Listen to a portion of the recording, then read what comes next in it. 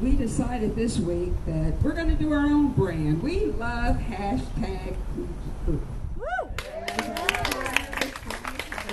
That's what I aim to do. That's what my goal was. But now my message is bigger than that. It's bigger than the classroom, and it's bigger than our community. We have to get out and let everybody know that this revisionist history, it won't work. It won't work. Revisionist history is people trying to hide the places that they spent, their ancestors spent in history. History is today. Hello, listeners. Welcome to Wide Ruled. I'm Nathaniel Bozarth. I'm excited today to talk about something that I think in previous episodes we've kind of touched on, but haven't delved deeply into, and that's been the anti-CRT movement that is kind of plaguing or hitting the nation that we're hearing rumbles of and protests about. And I'm really excited about my guest, Dr. Carmaletta Williams. So we'll just jump right in. Dr. Carmel, would you introduce yourself? Hi, yes, I'm Dr. Carmaletta Williams. I'm the CEO here at the Black Archives in Mid-America in Kansas City. Black Archives is in the historic 18th and Vine District, and we're open Monday through Friday from 9 to 5 on Saturdays by appointments. Thank you for inviting me. Yeah, I'm really excited to have you. And it seems to me that it's very appropriate and makes a lot of sense that that you would be speaking to this conversation because of what the Black Archives is, as far as being fostering the knowledge of history and truth in a time when truth is under fire in so many ways, and in so many ways it has been for a while. But what can you tell me about what you are seeing with the anti-CRT? I guess I should say CRT standing for critical race theory, the anti-CRT movement that is kind of happening right now. We're seeing a revisionist type history that's going on. There are people in power who control the money that school districts get, that children get for their educations, and they're using that as leverage to erase race and erase otherness from our curriculums. We can't let them. We have to stand up and stand out and shout for the truth. We just want our children to learn historical accuracy. Yeah. I think like right off the bat, things that I notice, where there's a very clear us and them here. This is totally something that is about race, and it's totally white people who are trying to protect white supremacy, right? How else would you put that? That's exactly what they're doing. And it's not just white people, it's white people with power. And somehow they feel that to acknowledge the power and the effectiveness of people of color in this country diminishes them, diminishes their power, diminishes their self-identification. And it's really sad to think that these folks' whole identity is built on having to feel superior to somebody else. Especially, it's really sad when you think that these are the people who have money and power. Congressmen, they don't get there if they're broke.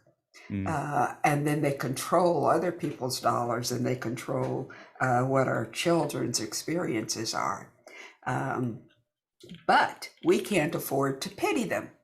It's sad that that's the way their self-identity is formed, but we can't pity them because it hurts us. So we have to stand against them. And it's not just for Black people. We see them fighting out against anybody who is not them. They have somehow determined that they are the center of the universe and everything else is marginalized, is an other, and building up walls and stopping the people that they consider other from advancing as much as they can. And we have to fight against it. Do you think there's any, I don't want to, well, there's so many things to dive into. Do you think there's any, I think because I'm a white person, I'm always trying to ask this question because I deeply believe in my own susceptibility. Like that if I'm not cautious, like I contribute to systemic racism. I will sort of fall back into white supremacist ways of thinking if I'm not like vigilant against it.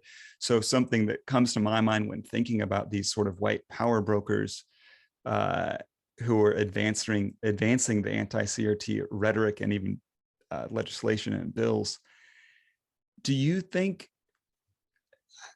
it's hard to imagine that they don't know what they're doing? Like, do you think is there even any shred of innocence to it where they might not understand how, like I guess what I'm trying to ask is, could it be that these white power brokers think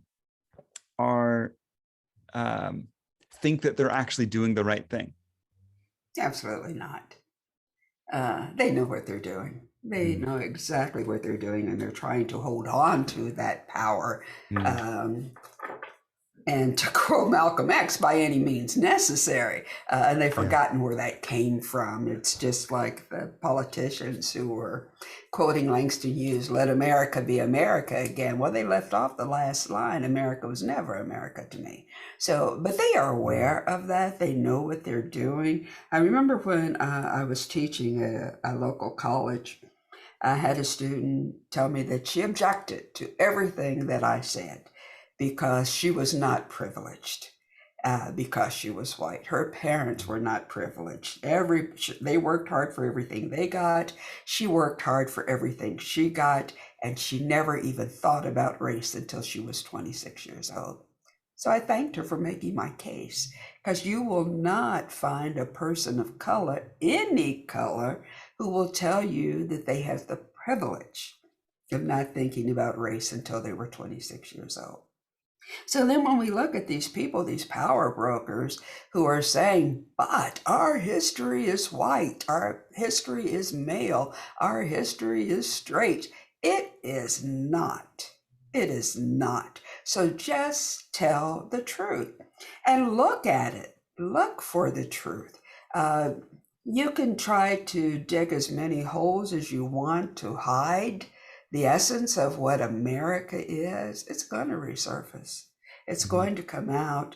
There are too many people now who recognize what our history is.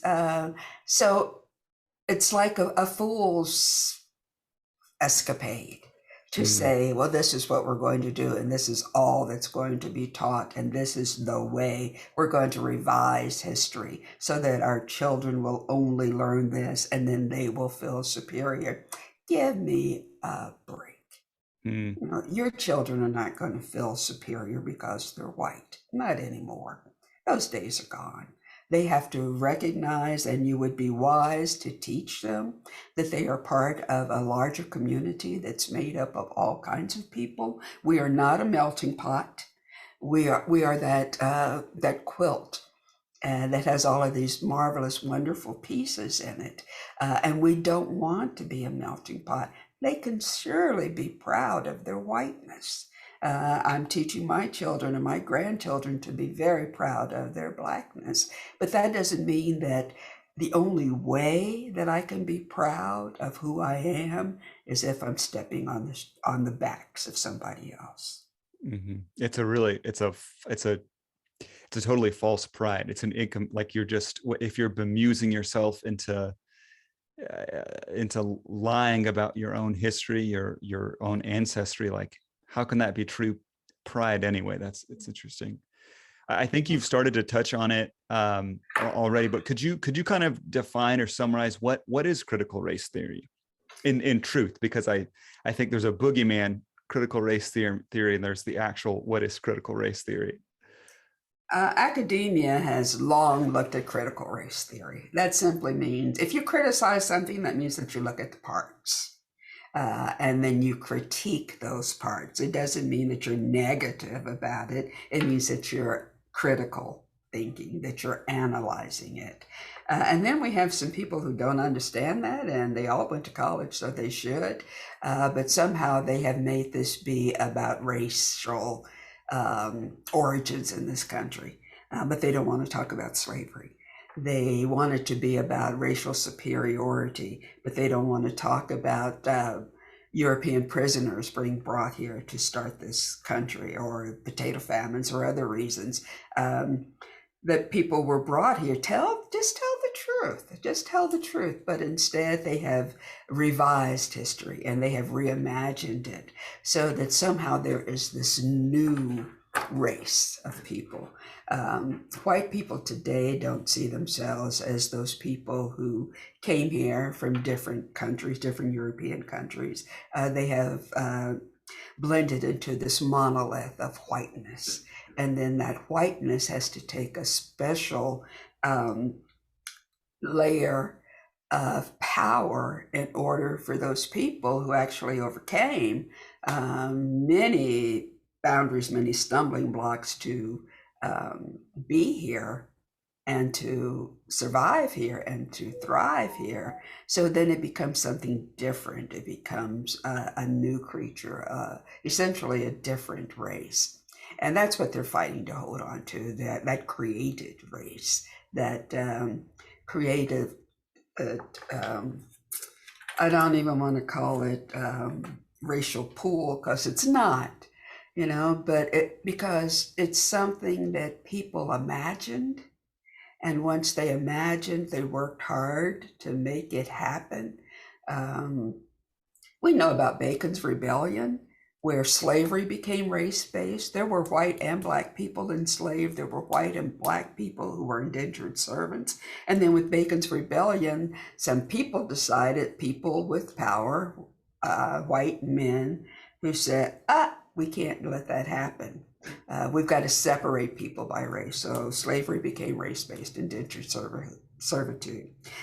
We know that there were white people who were very poor and didn't own land, but they were put over those enslaved people as overseers by the people who owned them as a means of promoting race and giving power to race. And then they just kept carrying it through for generations and generations. And now they're saying, you know what? This revised definition of who white people are and who black people are is what we're going to teach our kids. And that means that we can't teach the power and the brilliance of people of color in this country. Yeah. When I think of my own education, like it's crazy to me. So even before this movement, like I think that maybe that's something that hits me with this. Like, so we have this big movement that's anti-CRT, but it's not like, at least in my experience, and I think it's the experience of many people, it's not like our textbooks did an especially good job of elevating the Black Americans who had pushed us forward towards progress and made amazing achievement. It's not like we were doing a good job of that even before. Yeah. There are so many like events, like horrific events of white terrorism that I didn't hear about until after I graduated college. So not even middle school or high school. I made it all the way through college in a social science degree. And then after that, I learned about Emmett Till and Black Wall Street. Yeah, that really kind of hits me thinking about like what's being pushed against here. Like we had so far to go anyway to teaching truth. Every single semester, I had students say, how come we didn't learn this in high school? And then you'd have to talk about the book publishing industry. Who's making money? As they say on the crime shows, follow the money. Who's writing the books, who's publishing the books, who's going to profit from the books. So those people are going to hide their place in those horrific deeds. If you can have the state of Texas where Juneteenth happened, where someone had to go tell the enslaved people that they were freed. If the state of Texas can remove all references to slavery in its high school history books, this is truly revisionist history. And it's out there, we know it's there, and we just have to teach it. And we have to insist that our children learn it. Those teachers in Texas teaching those history books without any mention of slavery have to fortify. They have to include it. I can remember having one unit. So you talked for 15 minutes on Rosa Parks or Martin Luther King. You never talked about Malcolm X. You never talked about Black Wall Street.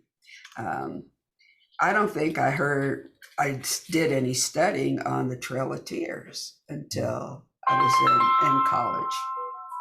So, these are things that are out there, and people want to hide their place in history. And they're the people who write the books.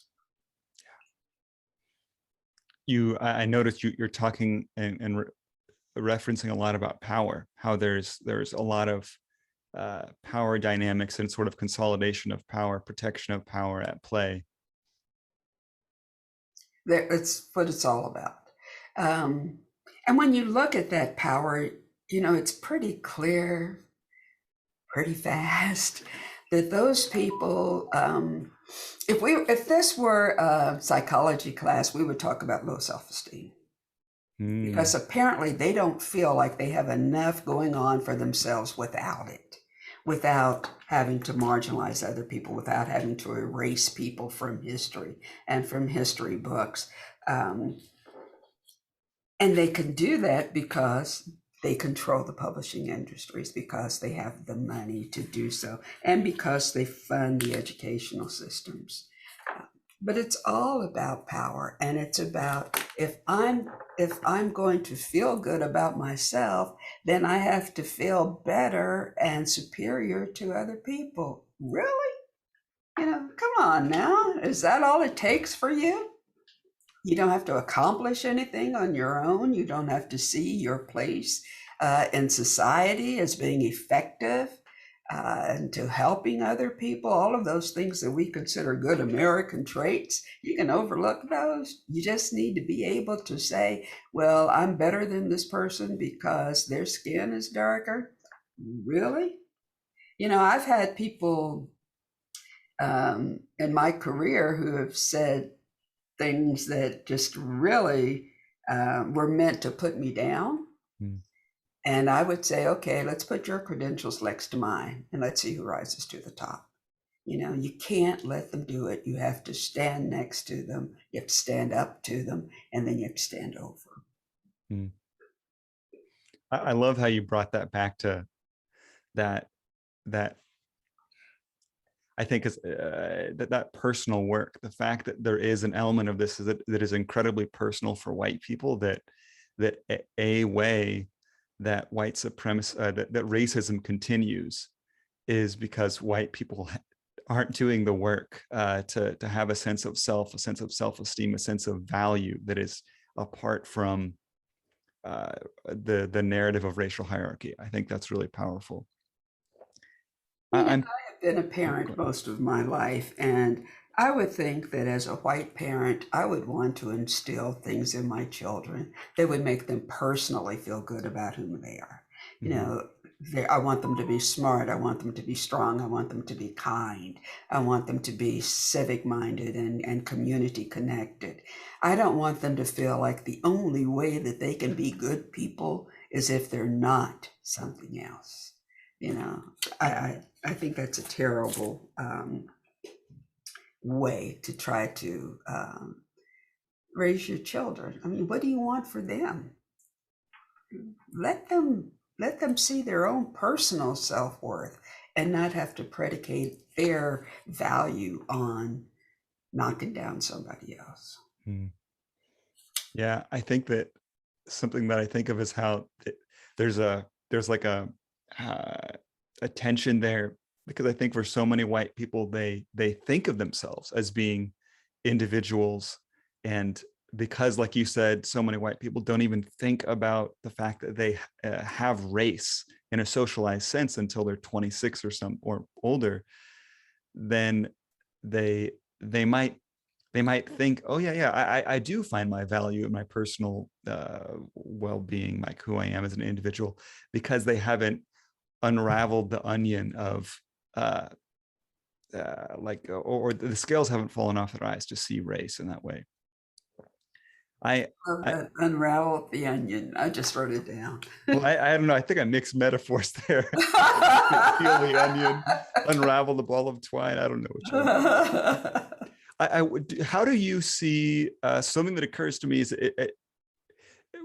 in American history, the Daughters of the Confederacy after the Civil War did huge work, did immense work on a largely successful campaign to revise the narrative of the Civil War, to glorify the cause of the South, and to also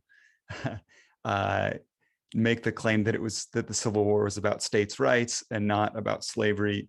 In what ways is the anti-CRT movement different or the same as that?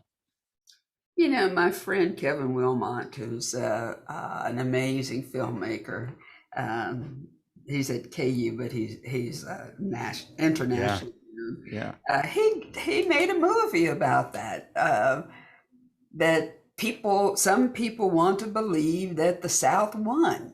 You know, they didn't. They didn't. Come on, move on, move on. And it's a very powerful film when we look at it, because it makes us laugh because of how ludicrous it is that people have to go there. They have to believe that. They have to make it seem as if what happened didn't happen. They have to revise history. But it doesn't change the actuality of it. You know, you didn't win. You didn't win. And that's why there was such a rise of racial murders and brutalities, because they didn't win. So they had to take it out on something. They already knew they couldn't beat the Union. They couldn't beat the North. So then they started taking it out on formerly enslaved people. You still don't win. It didn't better you. You didn't come out ahead. You just made those people more determined to be successful. What is the a couple weeks back, on August 28th, there was a Teach Truth march and rally. What can you tell me about what was going on then? What was the action that the educators and others were taking that day? It was a wonderful rally, and it was down here in the district. It started at Lincoln High School, which was the high school for Black children in this town, and it ended up here at the Black Archives. And there were 125 people who showed up for the rally, and we chanted, we marched, we made speeches, because the point was #TeachTruth. And that's what it's about. We have to teach the truth. We can't continue this revisionist history. We sell t-shirts here at the Black Archives that say revisionist history with a line through it, tell the truth. And that's what that rally was about. And there were people of all ages. There was a couple that I understood were in their 90s that walked the route that I worried about, and they seemed to do fine. And then there were little bitty kids here. And they had signs and they chanted and they marched because it was multiple races. And that's what it's going to take to win. We have to do that. We have to cross generation, we have to cross races, and we all have to look at that common goal, which is just tell the truth. What's your charge to people? Like, how can people get involved in the movement for truth? Well, for one thing is go to the website and listen to your podcast and connect with people and see who's out there, who's marching, what's going on. Come to the Black Archives, 1722 East 17th Terrace. Visit with us. See yourself in this history. See where you fit. And then let's work to just tell the truth to everybody about what it is and where we came from. And as the old saying goes, we may have come over here in different ships, but we're in the same boat now. We are. So let's make sure that that boat stays afloat and that it's like Noah's Ark, that we can have some of everybody on it and we still survive. And we want to do more than that. We want to thrive. We want to be successful. And we want the young folks to understand the truth about who they are and where they live and what they can do. Absolutely. Teach truth. I've been thinking and learning a lot recently about centering whiteness. Centering whiteness doesn't just happen when white is considered normal or standard or raceless. We talked about white people not even considering the fact that they were white until they were 26 or older. It's not just about the majority of boardrooms and TV shows centering white protagonists. It happens even when the stated goal is to dismantle white supremacy and to advance equity and justice for all. When I listened back to this conversation with Dr. Karma, I noticed how my responses and follow-up questions latch onto what she says about whites and whiteness. And while I think it's very important for me and other white people to study and understand whiteness, I recognize that I recenter whiteness when I overlooked comments Dr. Karma said about having to prove her worth even when her academic credentials were more advanced than those who doubted her expertise. I overlooked comments Dr. Karma made about Black identity creation and determination in the face of the white wave. I want to call myself out. I want to get better. I'm so thankful and grateful that Dr. Karma agreed to come on Wide Ruled and taught me. I've linked some of the resources she talks about in the show notes on brainroot.tv/Wide Ruled podcast. Learn more about the Black Archives at blackarchives.org. After this close, I include a little more tape where Dr. Karma talks about some of the permanent and current exhibits on view. Thanks to Eric Yakel-Kuntz for sharing recordings from the Teach Truth rally on August 28th. By the way, that rally got hardly any local press. What's up with that? Thanks to Dominic Fields for composing and producing Wide Ruled's theme music. Wide Ruled was started as a part of Brainroot Light and Sound. Could you tell me a little bit about the Black Archives also? Black Archives of Mid-America was founded in 1974 by Horace M. Peterson III. And Horace started collecting buttons and brochures and storing them in the trunk of his car. And when he was in middle school, he was telling his friends that he was going to open a Black museum. And they said, "You are crazy. You're not going to make any money. Who wants that?" But he was determined, and he did that. He didn't live, sadly, to see the Black Archives in this building. When he died, the archives was in the Black Firehouse at 2033 Vine. And he was able to get that building after desegregation. Oh my gosh, what a ludicrous history we have. Black firefighters worked in separate buildings from white firefighters. But anyway, it's historical. And we have documents here. We've partnered with the Equal Justice Initiative, and we have the only exhibition outside of Alabama that honors people who were victims of racial murders, of lynchings. We have that here. We have a cabin of an enslaved woman who lived in Trenton, Missouri, just right up the road from us, as well as our fixed exhibit. We have a temporary exhibit now. We have two, one on the great choreographer, Alvin Ailey, and another is on Black, Red, and Green. It's a tribute to the Black nationalist flag. Also, women's professional basketball started in Kansas City. Oh, that's awesome. It was started by a man named Lightning Mitchell. And he showed up here one day and told me that. And I said, okay, I'm running a museum here. You have to prove it to me. So he did, and he showed me documents, including a letter from the NBA that says, what a great idea. Let me know how it goes. Oh, And next thing you know, there's a WNBA.